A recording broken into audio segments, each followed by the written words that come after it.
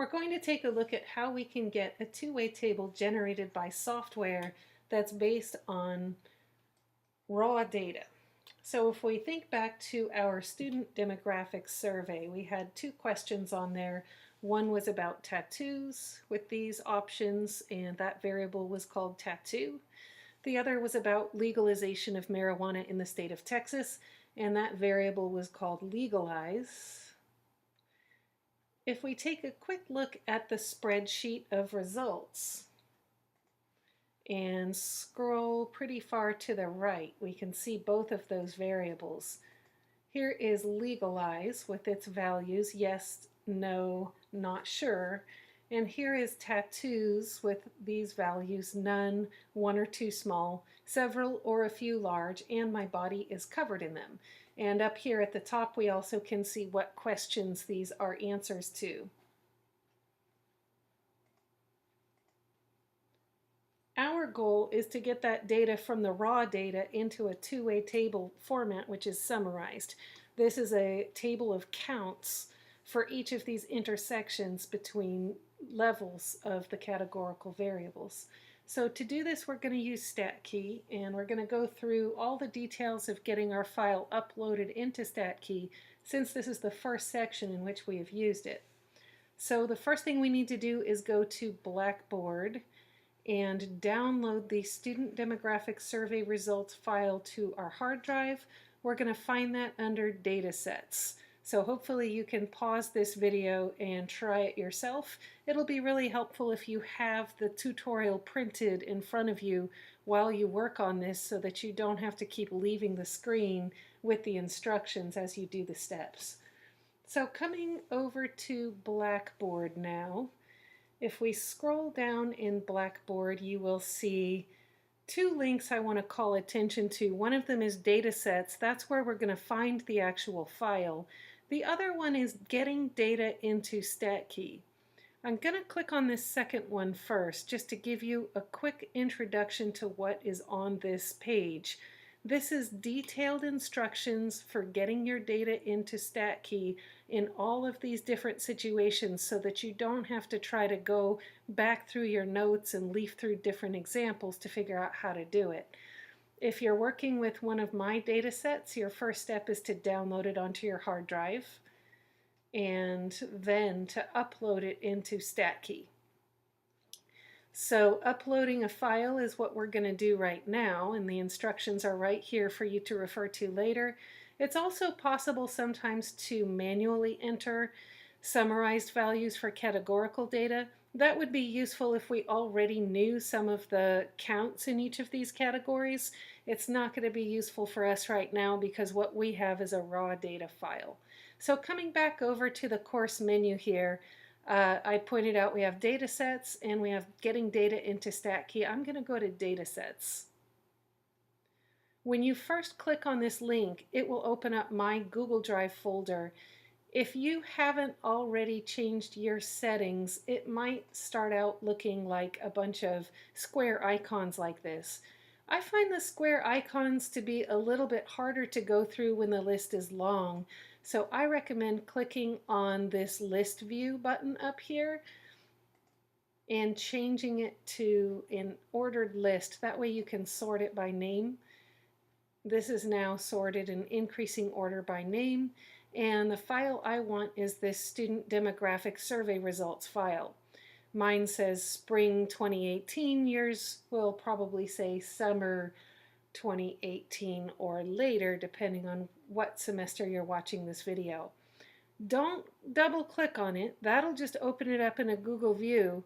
Instead, right click, and right clicking brings up a context sensitive menu, and download will be one of the options. So just right click on the file name and select download, and don't select open with Microsoft Excel, select save file, and this will probably put it in your downloads folder on most machines. All right. So back to our tutorial now. That was step one, downloading the data set. Now we're going to upload it into Statkey. Going back to Blackboard, we're going to click on the Statkey link, and that's going to open up Statkey in a new tab. So here we are back again in Statkey, and scrolling down to where it says external links, there we see one that says Statkey link. That's what I want. It opens up Statkey in a new tab, and this is Statkey.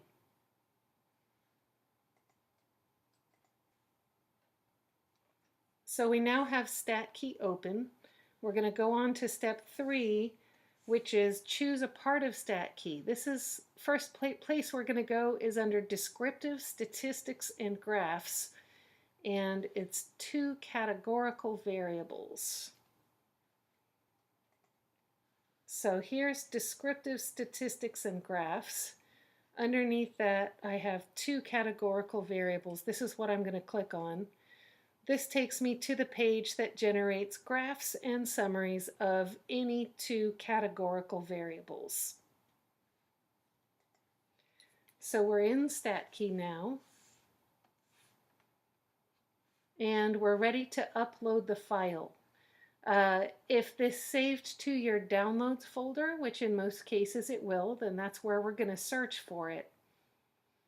If your computer saves somewhere else, you have to know where it was saved and browse for it there. So coming back to Statkey, I'm going to click on this button here that says Upload File. Notice the little pop-up note that says the file should be comma separated or tab separated. That's .csv. All the files I give you for Statkey will be CSV files. So I click on Upload File, and I'm going to need to browse to my Downloads folder. So I'll click on Christy and Downloads, and there it is, the file that I just downloaded. I just need to double click on it or select it and click Open at this point. That also works. And notice that it shows up with all of these different columns here corresponding to the variables. So we've uploaded that file, and now we need to choose the columns for our table.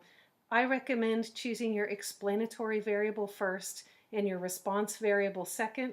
Remember that the explanatory variable is usually the one that we put as the label for the rows, and the response variable is the one that we generally put as labels for the columns.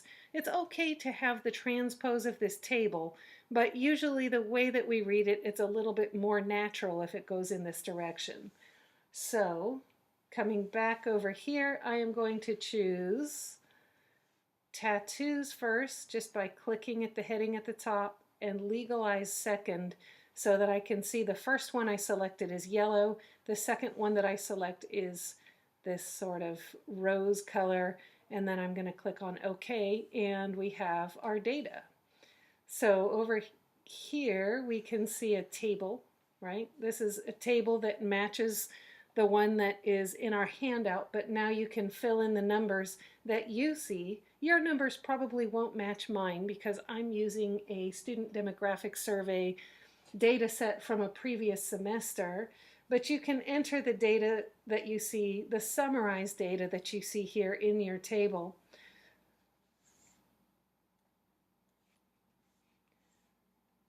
Notice, however, that the order of these rows doesn't quite match the order that we see in our Statkey table. That's because the tattoos variable is categorical, but it is ordinal, right? It does make sense to put them either from the least amount of tattoos to the greatest, or from the greatest to the least, but Statkey can't make sense of these words. It's just a machine, and so it will tend to put them in alphabetic order of some sort, or maybe it will just put them in an arbitrary order, like what groups came first when it was parsing the data. So I have to be careful how I transpose these. The first row I'm getting out of Statkey is 1 or 2 small, so those are the numbers I'm going to put here. And again, mine may not match what you're generating for your current semester. And the next row I see is none.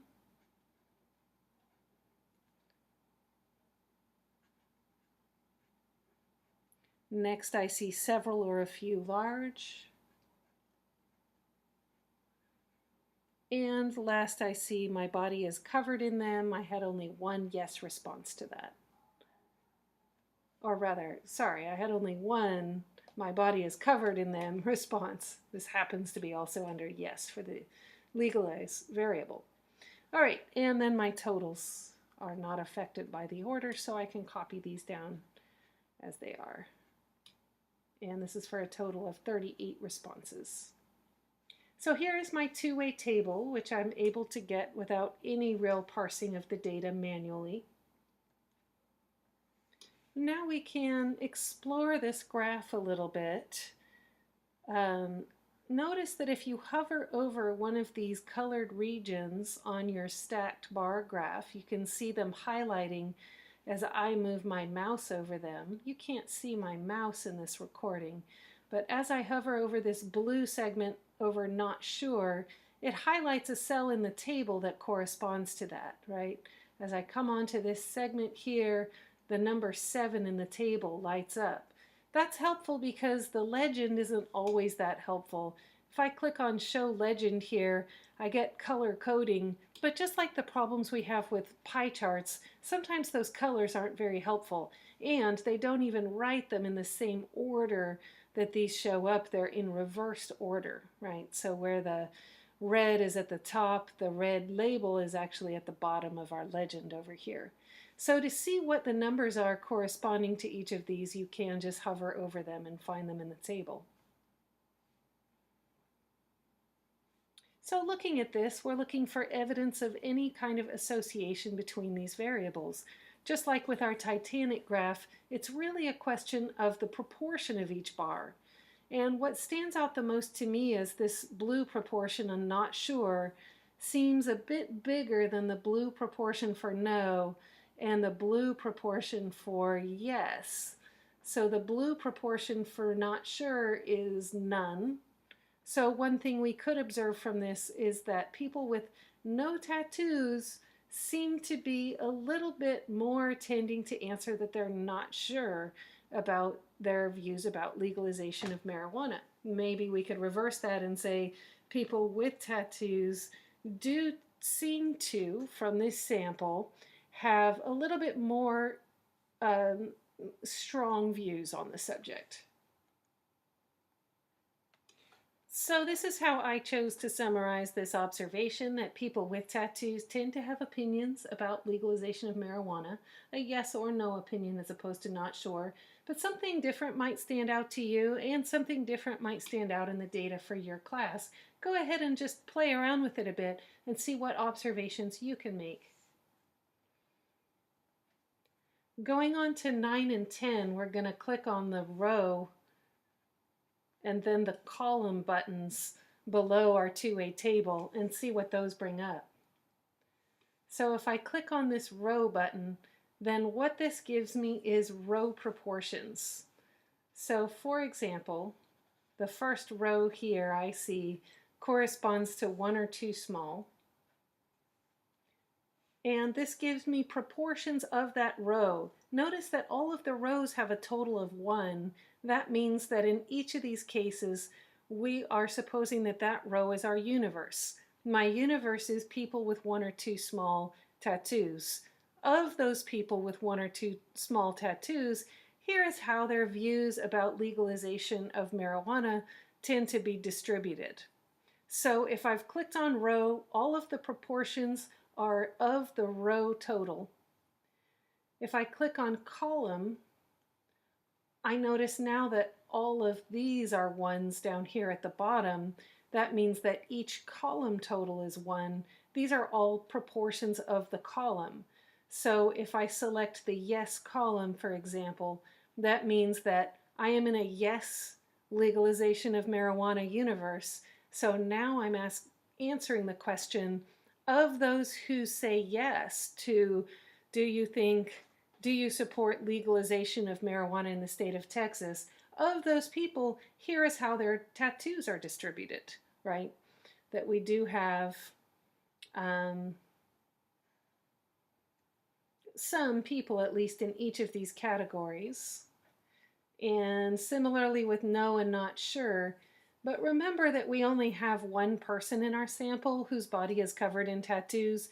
If we only have one person in the sample, it's hard to make any real generalizations about how those people might view this, right? By luck, it had to just fall in one of these three categories.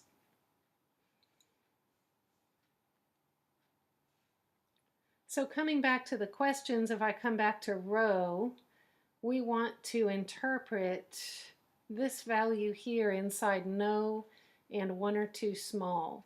I have to think about not just where this value is, I need to think about also the fact that this is a row proportion. So the universe is people with one or two small tattoos. This is the proportion of them that answered no to that question.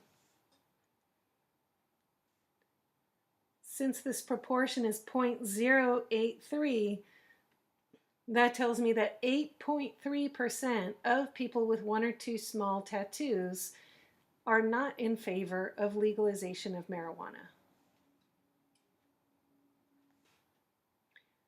We need to be very careful how we state this. I had to think about the fact that those were row proportions to know what I'm taking a proportion of. It would not be equivalent to say 8% of those not in favor of legalization have one or two small tattoos, right? So we need to think about the fact that it's a row proportion to know what our universe is.